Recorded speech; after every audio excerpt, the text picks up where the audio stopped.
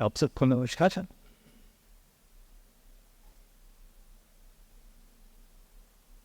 आज के इस आयोजन में ये उन्होंने बुक से वक्तव्य दिया। कैसी त्यागी थी, उन्होंने ठीक ही याद दिलाया कि हम लोग बहुत पुराना संबंध है। पीएन सिंह जी, न्याज स्टेट कथा संस्था, राय साहब, मनोज मिश्र जी,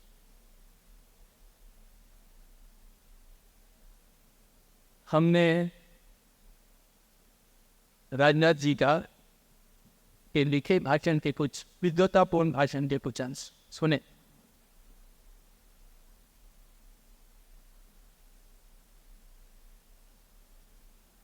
पूरा भाषण उससे लगता है कि पूरा भाषण हमने पढ़ा होता तो अच्छा होता, लेकिन वो यहाँ संभव नहीं था। हम शायद पढ़ेंगे, इसका मनन करेंगे। केसी त्यागी जी का लंबा राजनीतिक अनुभव है। अपने उस लंबे अनुभव से उन्होंने ऐसे बहुत सारे प्रसंग सुनाए, बहुत सारी बातें कही जो लोकतांत्रिक राजनीति की क्षति का वर्णन करती हैं और मननीय है उन सब बातों को याद रखना आवश्यक। मैं अब क्या कहूँ,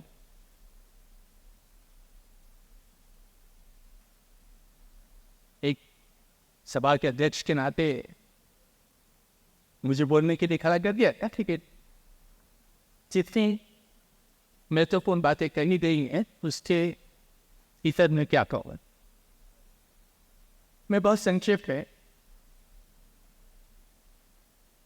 अब तक के जो वक्तव्य हुए हैं उनका निष्कर्ष निकालते हुए भी अपनी कुछ बातें कहूँगा। एक घटना तो उल्लेख करना चाहता हूँ। 1986 की बात है।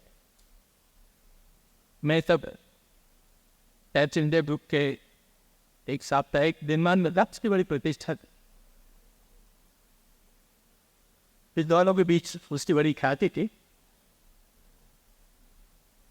तो दिसंबर के महीने में सेना, भारतीय सेना एक दल लेकर नॉर्थ ईस्ट आ रही थी, तो उसमें मुझे दिनमान की ओर से भेजा गया। शायद 2-3 दिन की ट्रिप रही होगी। मैंने आग्रह किया कि मैं और दिन रहूंगा वहाँ, तो मैं शायद 10 दिन रहा। और उस ट्रिप में कम से कम नागालैंड को देखने का मुझे बहुत विस्तार से देखने का मुझे बहुत समय मिला, आनंद हुआ। नागालैंड में एक शिक्षा मंत्री थे, सुराज गोले, अगर लोग नाम ठीक से याद कर पा रहा हूं। उससे मेरी लंबी बात हुई, शिक्षा पर हुई, राजनीति पर हुई। चलते चलते उन्होंने राजनीति के बारे में एक ऐसी टिप्पणी कर दी कि मैं उसे लंबे समय तक भूल नहीं पाया। उन्होंने कहा कि देखो, हमारे यहाँ, हमारे गांव में, हमारी जनजाति में जो सभा होती है उसमें सबको बहुत मर्यादित व्यवहार करना पड़ता है।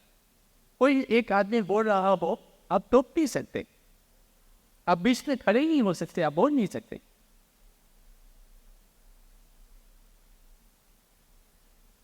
अगर आपको किसी का विरोध करना हो तो जब तक उस विरोध का कोई वास्तविक आधार न हो तब तक आप उसका विरोध नहीं करोगे। और आपका उद्देश्य होना चाहिए कि सभा से जो निर्णय हो वो सर्वानुमति से हो। हमारी सभाओं में तो ऐसा होता था, सदा से ऐसा होता आया था। आप लोगों की संसद को देख देख कर हमारी विधानसभा, उसकी पूरी कार्यप्रणाली बदल गई। अब वो शील, वो मर्यादा, वो अनुशासन सब चला गया। आप तो क्या करते हो, मैंने सोचा कि वो मैं उन्हीं के समाज का व्यक्ति हूँ, उन्हीं के देश का व्यक्ति हूँ, उन्हीं की सभ्यता का व्यक्ति हूँ, लेकिन उनको लगा कि वो मुझे ये उलाहना दे सकते हैं और मुझे सब कुछ लज्जा बनी।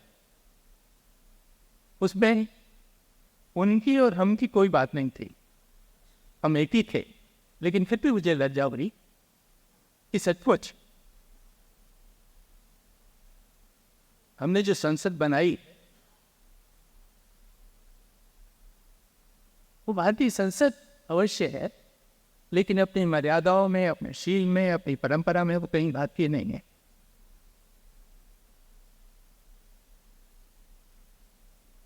ये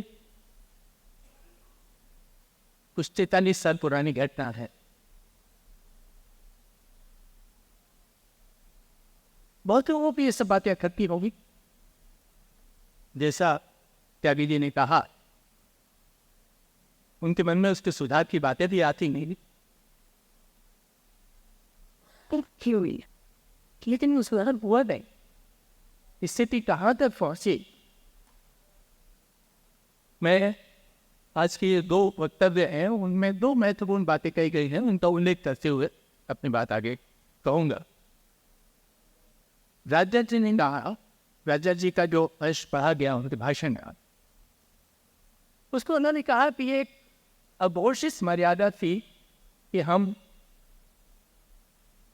आपस में प्रतिस्पर्धी हैं, हमारी राजनीति प्रतिस्पर्धी है, लेकिन हम ऐसा कोई काम नहीं करेंगे, ऐसी कोई बात नहीं करेंगे जिससे देश हित का क्षय रहता। उसकी कोई इच्छा थी। हम देश की सुरक्षा को लेकर ऐसी कोई बात नहीं करेंगे, सेना को लेकर कोई ऐसी बात नहीं कहेंगे, विदेश नीति को लेकर ऐसी कोई बात नहीं कहेंगे जिससे हमारे देश का अपमान होता हो। मैं समझता हूँ कि राजा जी ने ये बात काफी दुख महसूस करने के बाद करनी होगी। वो सौम्य व्यक्ति हैं, जिस तरह मैं उनको जानता हूँ, वो कटु बात नहीं कह गए।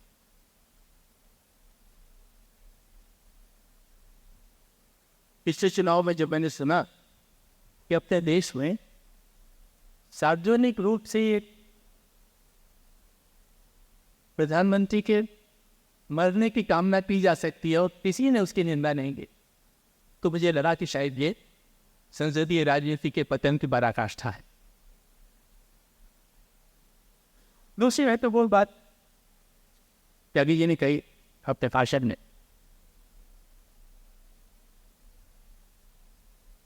हम मानते हैं कि डेमोक्रेसी में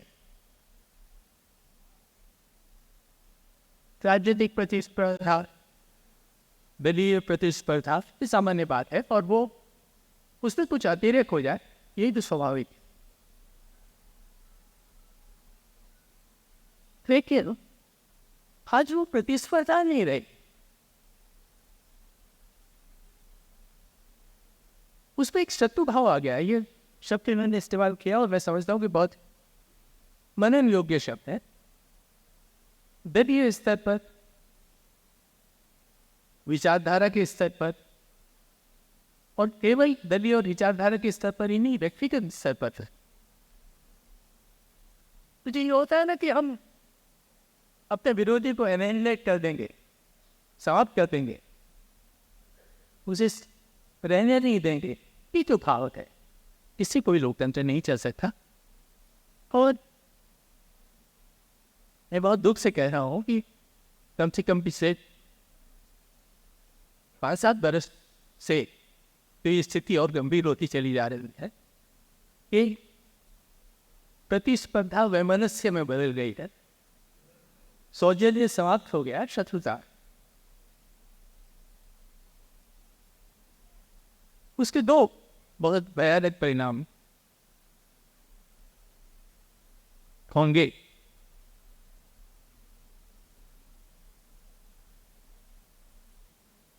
और वो अगर हम उससे न निकल पाए तो देश के लिए बहुत बहुत फायदा होगा।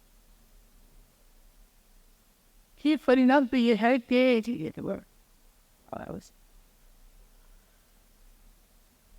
हम किसी व्यवस्था में कोई सुधार ही नहीं कर सकते। मतलब संविधान को लेकर ये कहा जाए, अन्य दोनों पक्ष ये ओर लगाए दिखाई देते रहे कि संविधान का उल्लंघन हमने नहीं किया, उन्होंने किया, उन्होंने नहीं किया, इन्होंने किया है। तो अब अपने राज्य से प्रणाली के बारे में कोई सोच ही नहीं सकते, आप उसको कोई सुधार कर ही नहीं सकते। कैसे परंपरा हम दादा है? जब ये संविधान बना था, जिन लोगों ने संविधान बनाया था उन लोगों ने तो ये नहीं सोचा था कि संविधान इस पर बचा नहीं जा सकता, इसको बदला नहीं जा सकता। ये जो वैमनस्यपूर्ण प्रतिस्पर्धा है,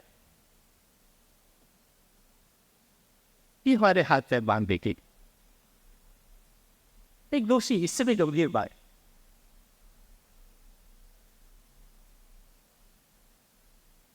हमने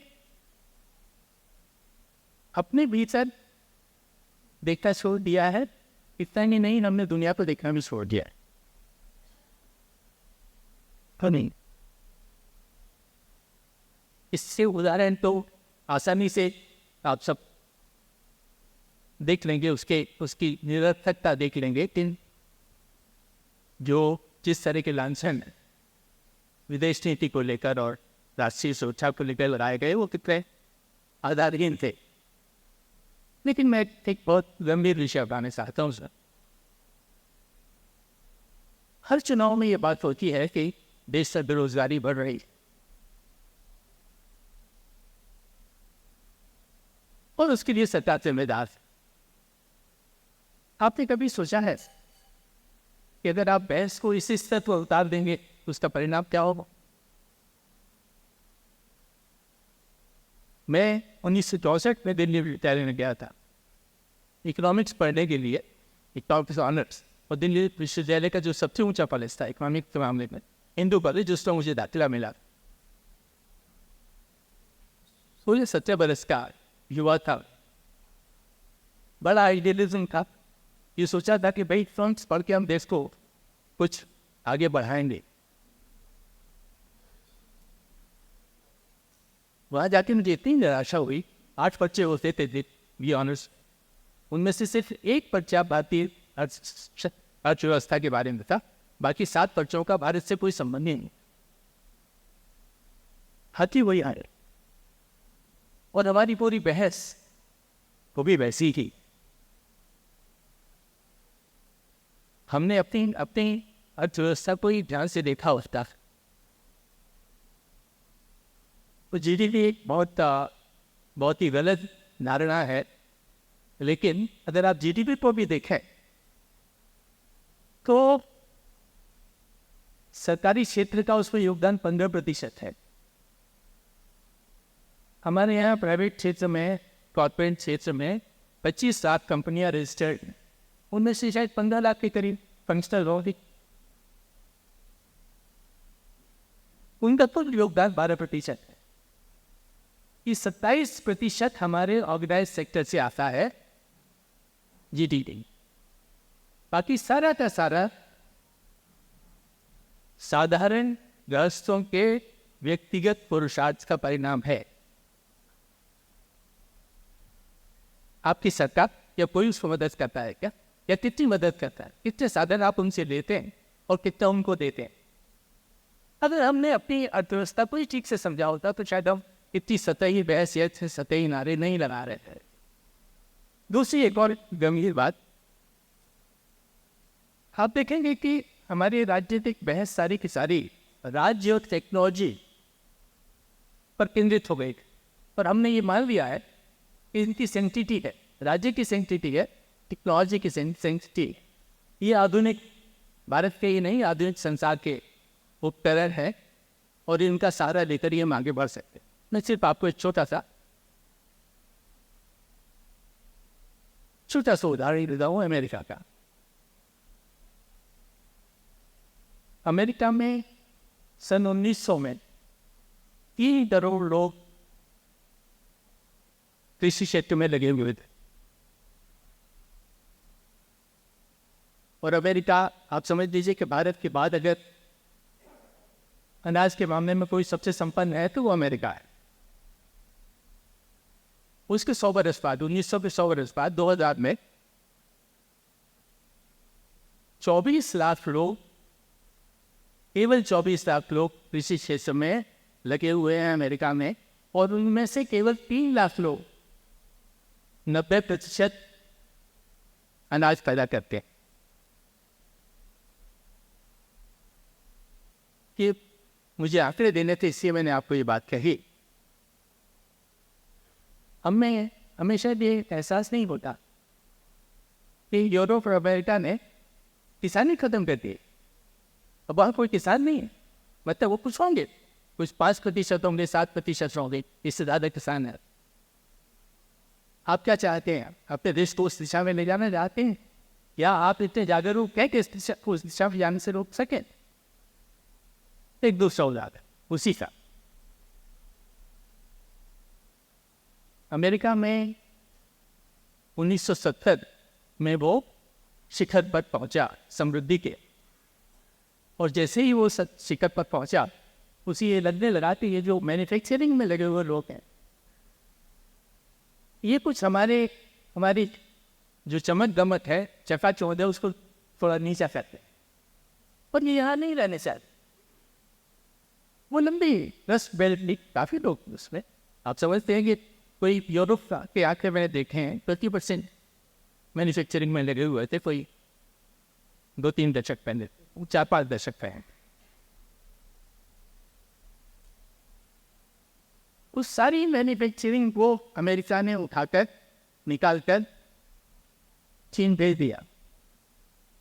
हम ये सुनकर उसे भूल जाते हैं कि अमेरिका ने अपने कारखाने चीन में स्थानांतरित कर दिए। हमने कभी सोचा है कि उन लोगों का क्या हुआ होगा? और ये उनकी आर्थिक स्थिति की बात नहीं कर रहे। मनुष्य बनाने के लिए है। जिस दिन आपने ये तय कर लिया कि वो निर्माता नहीं है, वो केवल उपभोक्ता है, उस दिन आपने मनुष्य को खत्म कर दिया। क्योंकि बनाने में ही विवेक है, बनाने में ही उचित अनुचित का निर्णय है, कौशल है, कला है, और उसी से मनुष्य बनता है। तो आप देखिए कि जो संसार इन्होंने बनाया है यूरोप ने, जिसके अनुकरण पर हम अपना संसार बना रहे हैं, उससे किसानों प्रस्तुत नहीं है। मैं अपने बेटे से बात कर रहा था जर्मनी के बारे में, तो मैंने बहुत कैजुअली उससे कहा कि हमारे यहाँ लघु इकाइयाँ हैं, उद्योगों की। तुम्हारे यहाँ भी मैंने देखा आंकड़ों में बहुत सारी लघु इकाइयाँ हैं, तो वो बहुत आसान। उसने कहा कि आप जानते नहीं हैं, ये जो लघु इकाइयाँ हैं हमारी यहाँ जर्मनी में, वो आपके जैसी नहीं है। उसमें एक मशीन होती है और उस मशीन को चलाने वाले 4 लोग होते हैं, इससे ज़्यादा कुछ नहीं होता उसमें। तो ये सभ्यता के भ्रष्ट हैं। अगर हम अपनी कोलाहल भरी संसदीय राजनीति के ऊपर नहीं उतरेंगे, 3 प्रश्नों पर सोच रहे हैं। आप जरा सोचिए, जो सूरजोले ने जो मुझे कहा, वो केवल नागालैंड की बात नहीं। सभ्य क्या है? आप जरा भाषा पर ध्यान दीजिए। सभ्य वो है जो सभा में बैठने के योग्य है। मैंने आपकी सभ्यता की मूल मान्यता लोकतंत्र पर आधारित है। जो सभा में बैठने के योग्य है वो सभ्य है। लेकिन यहाँ एक बहुत महत्वपूर्ण बात याद रखने की, जो लोकतंत्र को और डेमोक्रेसी को अलग करती। सभा में बैठने का अधिकार सबको है। समाज में कोई ऐसा व्यक्ति नहीं है जिसको सभा में बैठने का अधिकार नहीं है, न वहाँ कोई जाति भेद काम करता है तो वहाँ स्त्री पुरुष का भेद काम, ऐसा यूरोप में कभी नहीं रहा। सभा क्या है?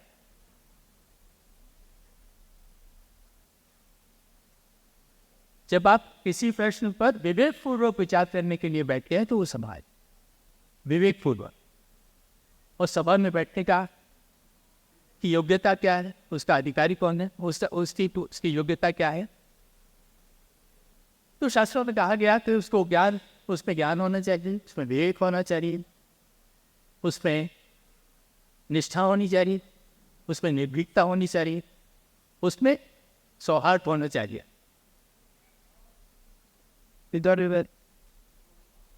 अगर ये गुण आप में नहीं है, आप सभा में बैठने के योग्य हैं, अधिकारी हैं, लेकिन आप सभा में सक्रिय रूप से भाग लेने के लायक नहीं। और दूसरी बड़ी मर्यादा ये है कि जो भी निर्णय हो, जो भी विधि हो, जो भी विधि बने, वो सर्वानुमति से बने। मैं मुझे लगता है कि विषयांतर भी कर गया, थोड़ा ज़्यादा भी बोल गया।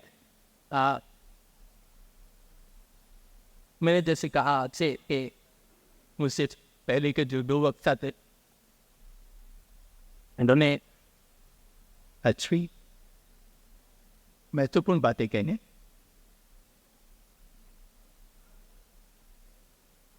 और उसके बाद मैं क्या कहूँ, ये मेरी समस्या थी। मैंने जो कहा, अगर उसमें कुछ